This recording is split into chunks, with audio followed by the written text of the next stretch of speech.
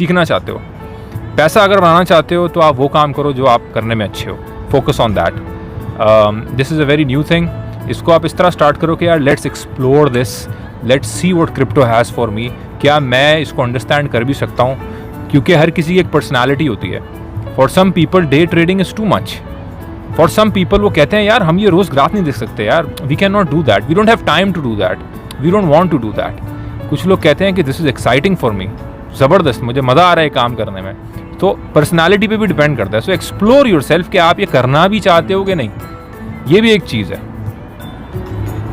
अच्छा सर, इसके अंदर एक तो बड़ी टेक्निकल टर्म्स यूज़ होती हैं यूआरएल और ब्लॉकचेन की, तो लोग इनकी वजह से भी थोड़ा कंफ्यूज हो जाते हैं। तो इसके बारे में थोड़ा सा इन्फॉर्मेशन दें कि ब्लॉकचेन क्या है, ये किस तरीके से काम करती है, और इनका क्रिप्टो करेंसी के हवाले से यूआरएल का या ब्लॉकचेन का इनका आपके ऑनलाइन वॉलेट के साथ क्या कनेक्शन है। बेसिकली ये एक टेक्नोलॉजी है, इंक्रिप्शन है। इंक्रिप्शन का मतलब है कि जिस तरीके से व्हाट्सएप आप खोलते हो तो लिखा होता है कि your messages are encrypted end to and.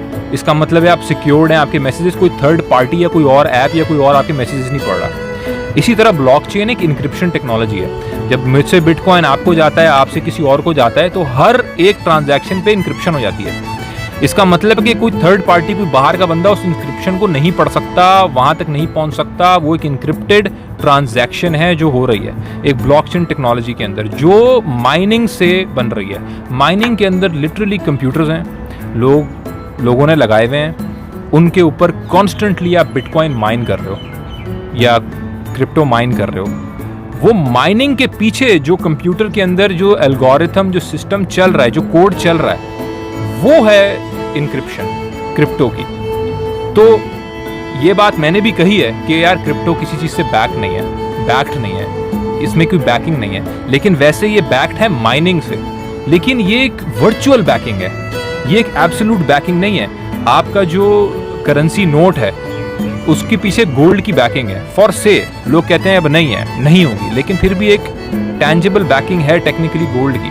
इसके पीछे कोई टैंजिबल बैकिंग नहीं है, इसके पीछे सिर्फ बैकिंग है लोगों की कंप्यूटर लगा के, इन्वेस्ट करके, बैठ के उन सुपर कंप्यूटर्स पे माइनिंग कर रहे हैं वो। ये है इसकी टेक्निकल बैकिंग। जब तक वो माइनिंग हो रही है तब तक इसकी वैल्यू में इजाफा हो रहा है। इसके अलावा और भी जितनी ये एक्सेप्टेबल होती जाएगी वैल्यू में इजाफा होता जाएगा। आज देखें, इलॉन मस्क ने एक ट्वीट किया था कि we don't stand with bitcoin. News उसमें इसने बोला था कि हम बिटकॉइन के साथ इसलिए नहीं आ रहे क्योंकि ये जो है वो फॉसिल फ्यूल्स इसमें बहुत इस्तेमाल होते हैं and we don't support the mining process. Bitcoin बहुत नीचे गिर गया एकदम से, तो ये एक रिस्क फैक्टर तो है, लेकिन फिर भी it is backed by mining. और ये ब्लॉकचेन एक टेक्नोलॉजी है जो इंक्रिप्शन की टेक्नोलॉजी है, जिसके ऊपर ये क्रिप्टो स्टैंड करता है। तो ये है बेसिकली। अच्छा सर, अगला क्वेश्चन मेरा थोड़ा सा और टेक्निकल है, वो माइनिंग के हवाले से है कि अगर कोई इंडिविजुअल इसकी क्रिप्टो करेंसी की कोई माइनिंग का फॉर्म लगाना चाहता है या उसकी घर पे या ऑफिस में पार्ट टाइम माइनिंग करना चाहता है, तो उसके लिए कम से कम कितनी इन्वेस्टमेंट चाहिए और उसके लिए कितनी आपकी इलेक्ट्रिसिटी कंज्यूम होती है और आप किस तरीके से उसे ऑपरेट कर सकते हैं? अगर आपको उसका कोई इन्फॉर्मेशन है तो वो भी ऑडियंस के साथ थोड़ा सा शेयर करें। देखो, माइनिंग के अंदर जो है वो एक सबसे बड़ी चीज़ है जो चाहिए, वो है इलेक्ट्रिसिटी। क्योंकि बहुत सारे आपके कंप्यूटर्स आपने रखे होंगे that are going to be mining the crypto day and night out.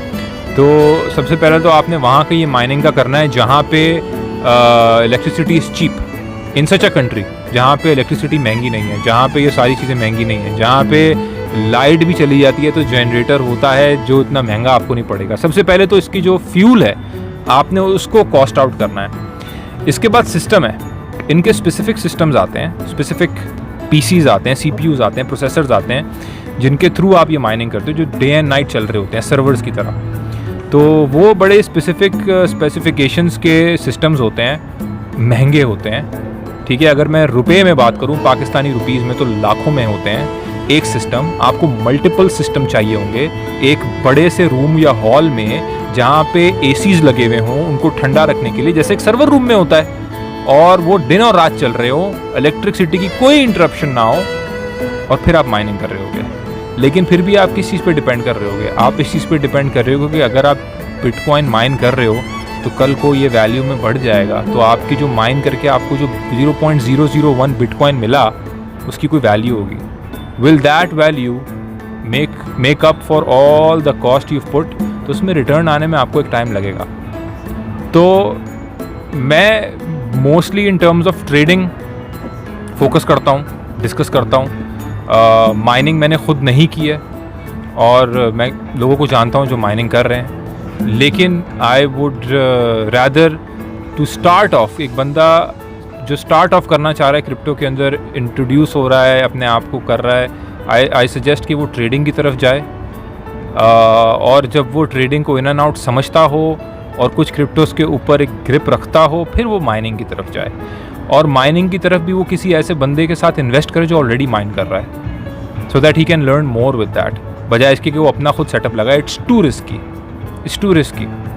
अच्छा, माइनिंग के हवाले से एक और क्वेश्चन कि माइनिंग, अगर आपने माइनिंग का सेटअप लगा लिया है, चाहे वो आपने बिल्कुल एक छोटे स्केल पे लगाया है या प्रॉपर एक मेजर सेटअप लगाया है, जो भी आपका माइनिंग का सेटअप है उसको आप एक स्पेसिफिक क्रिप्टो करेंसी के हवाले से यूटिलाइज करेंगे या उसमें आप मल्टीपल करेंसीज़ की माइनिंग कर सकते हैं?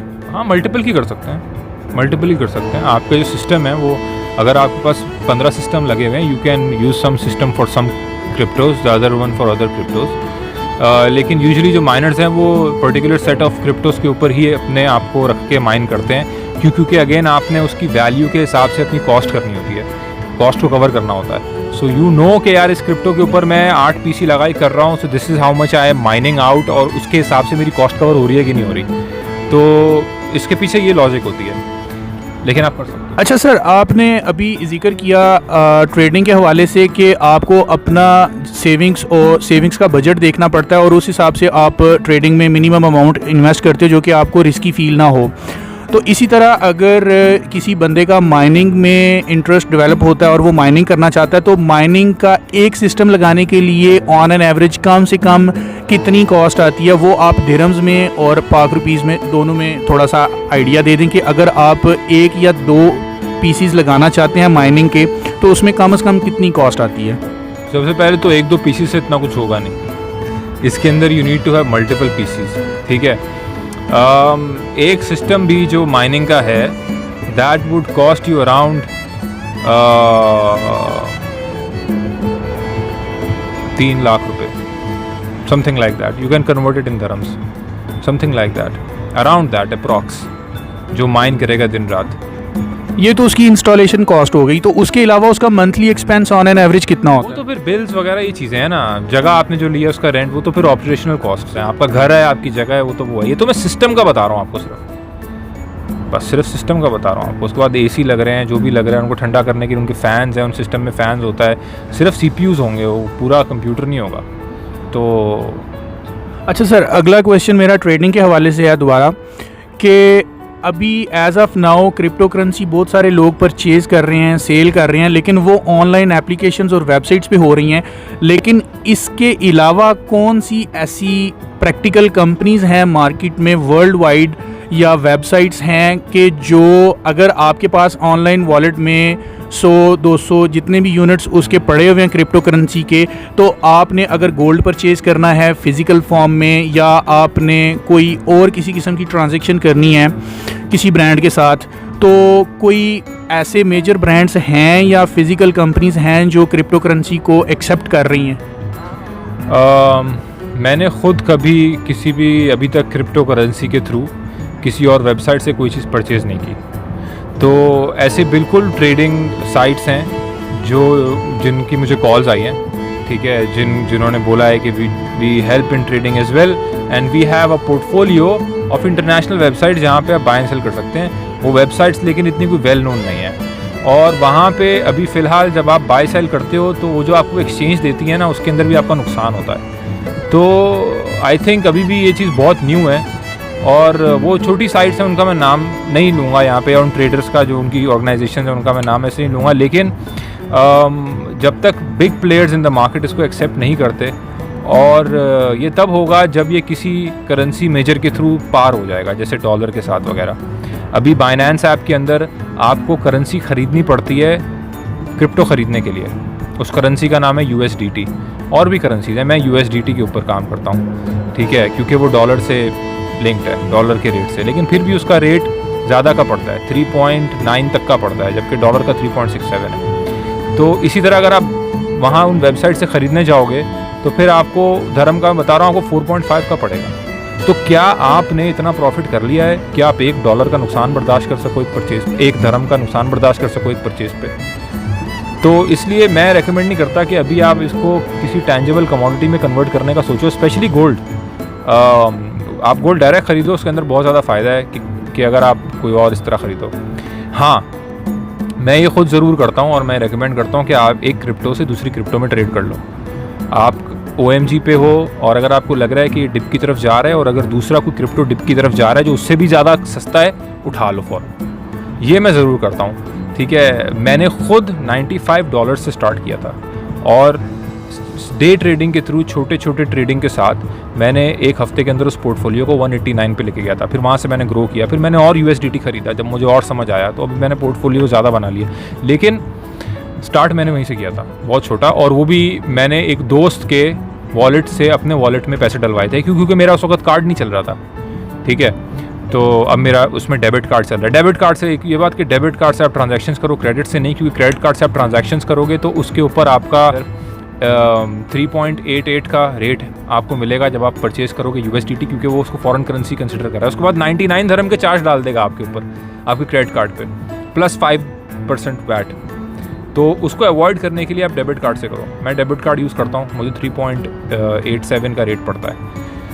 तो अच्छा, ये जो आपने UAE के बैंक्स का रेफरेंस दिया, अगर कोई बंदा पाकिस्तान में बैठ के या इंडिया में बैठ के ट्रेड कर रहा है तो वहाँ के जो बैंक्स हैं वो भी इसी तरीके से कस्टमर को चार्ज कर रहे हैं? कोई आइडिया है आपको इस बारे में? वहाँ के बैंक का मुझे आइडिया नहीं है, लेकिन मोस्ट प्रॉब्ली वो चार्ज तो कर रहे होंगे कुछ ना कुछ। लेकिन यहाँ का मुझे ये पता है अपने एक्सपीरियंस से कि क्रेडिट कार्ड से एक एडिशनल 99 धर्म्स का चार्ज आता है। That is a big loss.